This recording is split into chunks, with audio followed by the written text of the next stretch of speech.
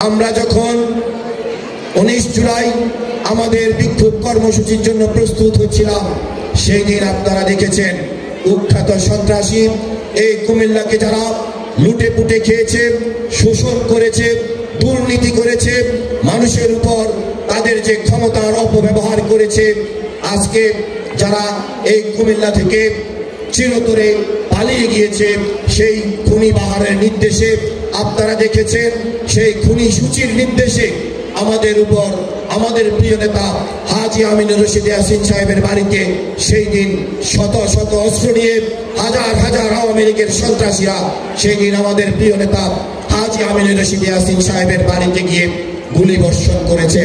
অমানবিক গুলি বর্ষণ সেদিন করেছিল। সেই দিন আমাদের অসংখ্য নেতাকর্মী হাজী আমিনুর রশিদ ইয়াসিন সাহেবের বাড়ির সামনে সেদিন গুলিবিদ্ধ হয়েছে, আহত হয়েছে। তারা সেখানেই গুলি করে ক্ষান্ত হয়নি। তারা সেখান থেকে পরবর্তীতে আমরা যখন আমাদের এই তালতলা চৌমুহনীতে সৈয়দ বাড়ির সামনে যখন আমাদের এই রাজিউর রহমান রাজীব সহ আমাদের বকুল ভাই সহ আমাদের নেতৃবৃন্দ যখন আমরা প্রস্তুতি নিচ্ছিলাম বিক্ষোভ কর্মসূচির জন্য, সেই দিন সেই সন্ত্রাসীরা সেখান থেকে জীবনে এই স্বাধীনতার পরবর্তী সময়ে যে ধরনের ঘটনা বাংলাদেশে ঘটেনি, এই কুমিল্লায় ঘটেনি, সেই দিন 19 জুলাই তারা ঘটিয়েছে। আমাদের এই বৃহত্তর সত্তা এলাকায় তারা সশস্ত্র অস্ত্র সহকারে আমাদের সত্তা চৌমুহনীতে এসে সামনে যখন আমরা জড়ো হচ্ছিলাম, আমাদেরকে অতর্কিতভাবে গুলি বর্ষণ শুরু করে। সেই দিন আমি নিজে গুলিবিদ্ধ হয়েছি।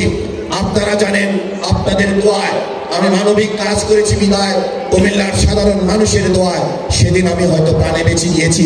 আজকে আপনাদের সামনে দুটি কথা বলার সৌভাগ্য হয়েছে।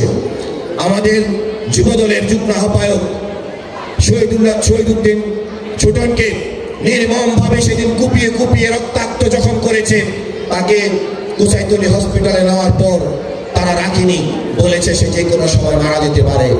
আমরা দ্রুত সময়ের মধ্যে তাকে ঢাকা পাঠিয়ে দিই এবং আপনাদের দোয়ায় সে তার জীবন ফিরে পায় এবং আজকে সে এখানে উপস্থিত রয়েছে। আমার বন্ধু আমার সাথে আমাকে বাঁচাতে গিয়ে আমার বন্ধু মেহেদী হাসান সুমন সেদিন আহত হয়েছে, তার হাত ভেঙে দেওয়া হয়েছে, ওই সন্ত্রাসীরা তার হাত ভেঙে দিয়েছে। আমাদের অসংখ্য নেতাকর্মী সেদিন যুবদলের সদস্য সচিব রোমান সহ সেদিন গুলিবিদ্ধ হয়েছে, অসংখ্য নেতাকর্মী সেদিন গুলিবিদ্ধ হয়েছে।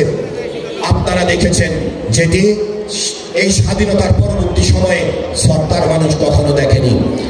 আজকে এই 13 নং ওয়ার্ড সম্মেলন থেকে আমি আপনাদের কাছে বিচার দিয়ে গেলাম, যদি কখনো কোনোদিন এই বাংলাদেশের মাটিতে ওই ফ্যাসিস্ট হাসিনার যারা এই কুমিল্লাকে শোষণ করেছে, দুর্নীতি করেছে, কুমিল্লা সিটি কর্পোরেশনকে বিভিন্নভাবে দুর্নীতির আখড়া তৈরি করেছে, দুর্নীতিগ্রস্ত সিটি কর্পোরেশন করেছে এবং এই কুমিল্লা সংসদীয় আসন থেকে হাজার হাজার কোটি টাকা আত্মসাৎ করে বিদেশে পাচার করেছে, তারা যদি কোনোদিন এই কুমিল্লায় ফিরে আসতে চায়, আপনারা তাদেরকে প্রতিহত করবেন, সেটাই আপনাদের কাছে আমরা প্রত্যাশা করব।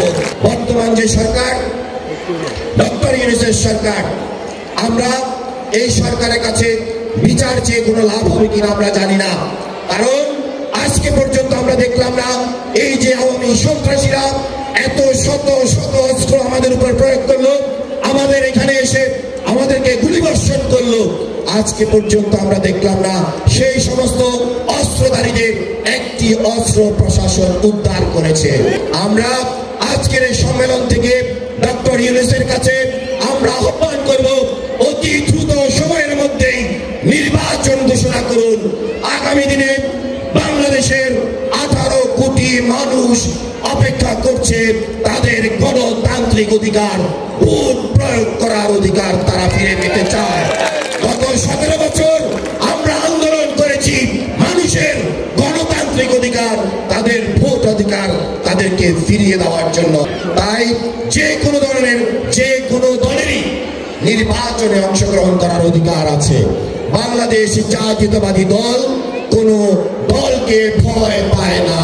বাংলাদেশ জাতীয়তাবাদী দল চায় গণতান্ত্রিক প্রক্রিয়ায় প্রত্যেকটি রাজনৈতিক দল নির্বাচনে অংশগ্রহণ করুক এবং প্রত্যেকটি রাজনৈতিক দলের সাথে প্রতিযোগিতা করেই বাংলাদেশ জাতীয়তাবাদী দল বিএনপি বিপুল ভোটের ব্যবধানে ধানের শীষ প্রতীক নিয়ে সারা বাংলাদেশের 300 আসনে ইনশাআল্লাহ বিজয় অর্জন করবে, সেই প্রত্যাশাই আমরা প্রত্যেকটি নেতাকর্মী করি।